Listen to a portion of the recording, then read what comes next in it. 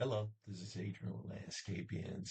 Got a special edition of my broadcast that I'm shooting out to the Land of Lakes, Bexley, Tampa area tonight. And we've been struggling here. It's been an absolute catastrophe with the complete lack of rain, and business has slowed down, and it's really stressful right now. So let's get into it and let's talk about what we're up against in Landscapians versus the drought. Let's get right into it. Today's topics, we're going to go over the next 10-day forecast. We're going to look into our Amazon cart. Uh, Wait a minute, are we in a drought? For a minute now. We've been in a drought. Yeah, we've been in a drought. That's a little bit of a spoiler, but we are fully in a drought. It's dry, it's crispy, it's gnarly down here in the LOL. And then finally, what the hell do we do now? So let's jump right into it. Those are our topics. All right, jumping right into our 10-day forecast. The date down here is May 28th. So what I want to point out, and I mentioned this in past videos, is the precipitation. This is a percentage chance, the likelihood that we will or we will not receive rain. So today, Wednesday 28th, we have a 1 in 4 chance to receive rain. It goes up a little bit better and then it goes down. If it doesn't rain in this area, it's not looking good and the percentages go down significantly. So just real time information. We are in for it. It's not cute. It's not pretty. And we're going to talk about what we can do to combat this and prevent losing sod and losing money. So jumping right in, this is what's in our Amazon cart right now. I want you guys to see what we're looking at. Let me see if I can zoom in on my cart and might help. So right here, we like Rainbird. All of our Wi-Fi controllers that we install are Rainbird. Of course, we have functionality with the Ratio and the Beehive. The first piece of advice my tech gave me when I built my home, and this is before I had my landscape company, was to unplug the rain sensor and unplug the soil click because the humidity and the moisture and the constant rainfall in certain times of the year can really just throw off the system. I've walked in the client's home where the whole front grass is completely dead, and I open the garage and it says off due to sensor override. And so they're complete nightmares. I followed that advice immediately and upgraded to a Wi-Fi controller. That was all I needed to hear. And so this right here, this Rainbird product can go onto your hose end and you can decipher how long it's going to run for. So essentially you'd leave the water, your county water, your spigot on. You'd have it coming through this device here, and it would go, the other side would go to a hose that would bring you to a manual sprinkler, something like this. And you'd have that position where you needed to sprinkle, and you basically have your manual sprinklers, this or this, running on a cycle and on a schedule. And so you see here, I've got two. Another thing in my cart is a hose splitter so that you can have your hose, you can have the manual water, or other manual water. You don't want to run all of these out all at once because you're not going to get good pressure, but it's nice to have options and to quickly be able to shift from one to the other. And a lot of these you can see, it'll be here today. So if you're looking outside and your grass is looking terrible, get on this stuff. So, and again, if you have the Ratio, this is the outdoor faucet control I would get. And if you have the Beehive, this is the Orbit Wi-Fi controller I would get. If you want to save as much as possible in this situation, this is a little bit of a manual control. You have to go out and just twist it down. But same thing, it'll be here today and it'll save you money and time from not having to do everything manually. So these are our products. We also got this, a sprinkler rain gauge. We're going to talk about that here in a little bit, why it's important. But a lot of really good things here. If you're in the area, you should have all of this in your garage, literally. So let's continue on. We asked earlier, are we in a drought? Okay, so yeah, I was just curious when the drought conditions really started here in the Tampa area. We are recovering from the coldest winter we've had in 15 years. We had a record-breaking amount of rainfall last summer, and we had two droughts. We had a drought at the beginning of 2024 and towards the end. And so here we are again. I believe we've been in a drought since early March. It's been nothing but a nightmare. And what we've been classified as is a stage one drought. So I wanted to pull this up and just highlight the different stages of drought, just to let you know where we're at and what the situation is that we're dealing with. So we are in a class one moderate drought. And so you can see it does get exceptionally worse. We can get worse from here. As bad as your grass may look right now, it could be much worse. And we don't know when it's going to rain. That 10-day forecast is straight trash. It means nothing. I like to look at it and hope that it tells me good news, but again, it's trash. Continue on. Knowing that we're in a stage one drought, I'm just looking at, okay, what can I do? What the hell should I do? One of the first things you need to do is reach out to your landscaper. Ask them, what is your plan for this situation? What have you looked at? What are you doing? When I'm talking to my Mo team here in Bexley and surrounding areas, and if a client reaches out or if they upload into my system called Company Cam, photos that look crazy.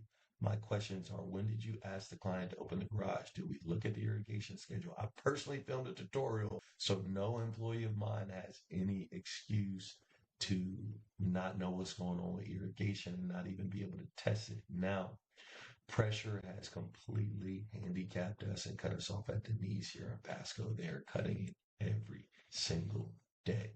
So knowing we're in a drought, we've talked about the manual watering. Every single person in the Tampa Bay area that cares about their grass should be watering their grass almost daily.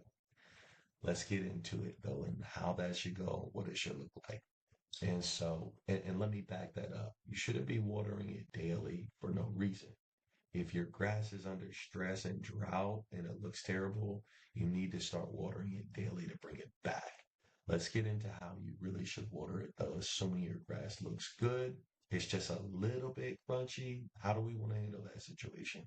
And so it needs regular water, but they talk about this. It's crucial to water deeply to encourage root growth.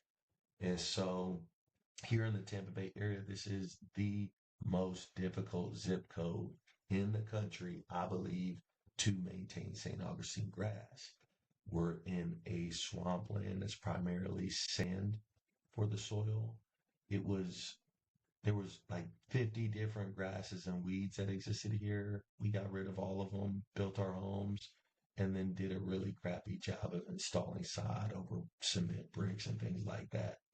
Most homeowners down here aren't aware of the extensive spraying and fertilization requirements of St. Augustine. And then we go into the watering, the time to water that's appropriate, the amount to water that's appropriate.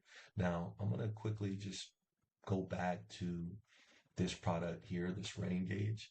This is really important, and I cannot emphasize enough the journey that every homeowner should be on to understand their home extensively well, why things are happening, what they need to know, what they need to do under certain circumstances when it's not raining, when it's raining too much, when something looks wrong in the yard.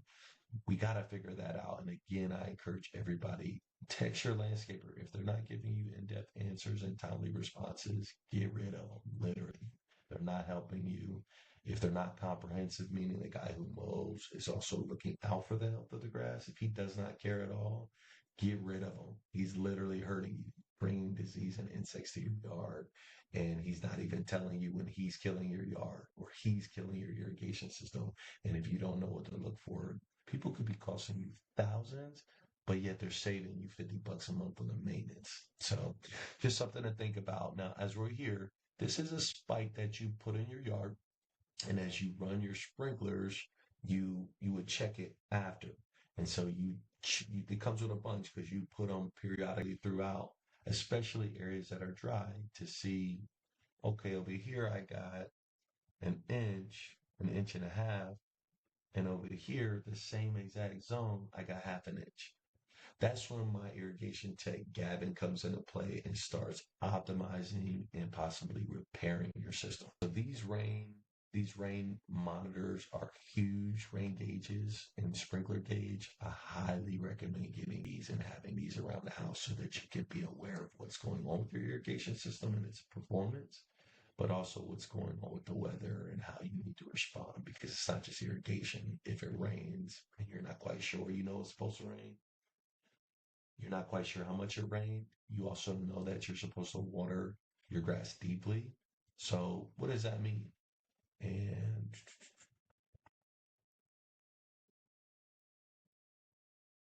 it needs regular water, but look at the time, 4 a.m. to 8 a.m. Coincidentally, that's when Pasco County is trying to cut on the pressure because of this right here.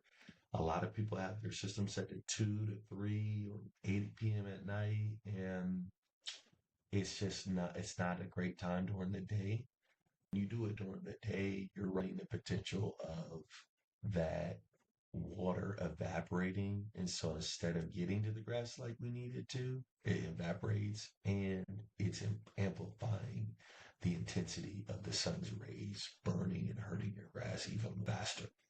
You also don't want to be putting down fertilizer that you do not understand perfectly well, and understand the implications of putting a lot of fertilizer can, again, accelerate the destruction of your grass, unfortunately. So if you are putting down fertilizer, you want to be smart. Now, from a preventative perspective, and what we did going into this season, knowing we likely were going to have a drought, is we put down potassium-rich soil. And I think they talk about it here. The potassium soil seeks to strengthen the root system.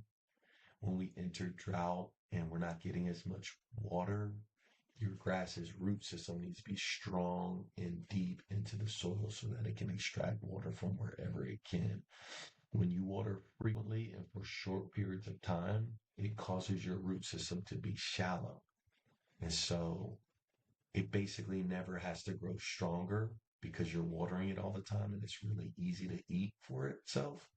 And so babying your grass, a lot of people do this and their grass looks good, but they don't realize that it's extremely susceptible because of the lack of a strong root system.